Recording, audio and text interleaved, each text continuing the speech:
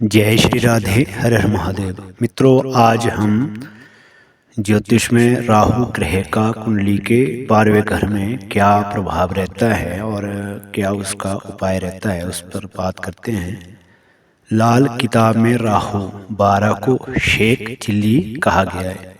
Sheikh chilli का अर्थ है जागते जागते स्वप्न देखने वाला, तथा यदि ऐसा हो जाए तो पहले यह करूंगा बाद में वह करूंगा, जबकि वास्तव में होता कुछ भी नहीं है।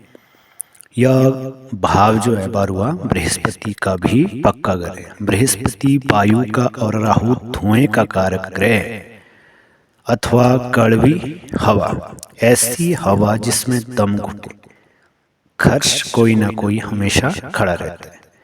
यहाँ का राहु एक कल्पनाशील व्यक्ति के सपनों को मिट्टी में मिला देता है। यहाँ एक जो है दुखांत तक त्रासदी है। कई बार जातक के जीवन में ऐसी घटनाएं घट जाती है जिसके विषय में जातक ने कभी सोचा भी नहीं होता है। जातक सोचता कुछ और है, उसके साथ होता कुछ और ही है।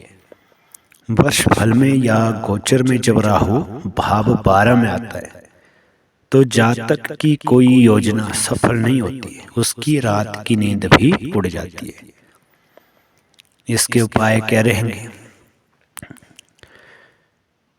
जातक कोई नया कार्य जैसे शुरू करता है, कोई भी नया कार्य, यदि 12 में राहु हो तो सोच समझ करके कोई अच्छा मुहूर्त इत्यादि देख करके ही शुरू करे, अन्यथा करे ही ना।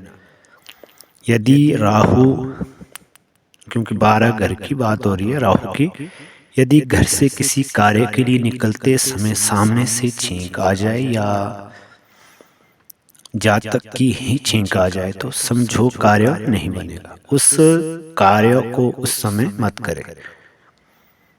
और बुरे व्यसनों पर जातक का धन व्यय होता रहता है और झगड़े खड़े होते रहेंगे, चाहे पुराने हो या नहीं। यहाँ का जो राहु है ये आंतड़ियों का रोग उत्पन्न करवाता है। यहाँ पर यदि शनि का साथ हो रहा हो तो आंखों में मोतियाबिंद उतर आता है, नजर कमजोर तथा आंखें महंगी हो जाती है। यदि राहु के साथ मंगल भी हो तो राहु चुप रहेगा। राहु के कारण होने वाले बुरे काम, मुकदमा, गबन, रोग, झगड़ा या जेल आदि नहीं होते। यदि अपने शत्रु ग्रह शुक्र या सूर्य आदि के साथ हो तो तबाही मचा देगा। उन दिनों परिस्थितियों से तंग आकर जातक कई बार आत्महत्या कर बैठता है। इस घर को छोड़कर अन्य किसी भी भाव में या घर में मंगल और राहु का योग अच्छा नहीं होता। जिस भाव में स्थित होते हैं उस भाव की वस्तु को हानि पहुंचाते हैं। जैसे यदि भाव 5 में हो तो जातक की शिक्षा या संतान की हानि कर देते हैं। यदि भाव 9 में हो तो भाग्यहीनता देते हैं। इसका उपाय है कि आर्थिक स्थिति ठीक रखने के लिए जातक अपनी आय में से कुछ ना कुछ निकाल करके अपनी पुत्री, बहन या बुआ को देते रहे।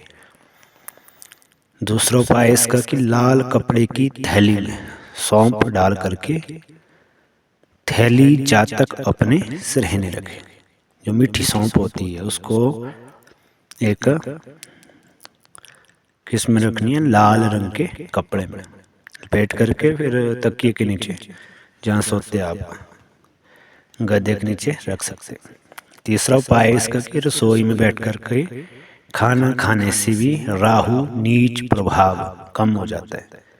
अर्थात रसोई घर में बैठकर खाना खाने से भी राहु नीच जो उसका प्रभाव है वो खत्म हो जाता है, कम हो जाता है। तो कल बात करेंगे केतु पर, उसके बाद भाव 6 पर बात करेंगे। तब तक के लिए जय श्री राधे, हर हर महादेव।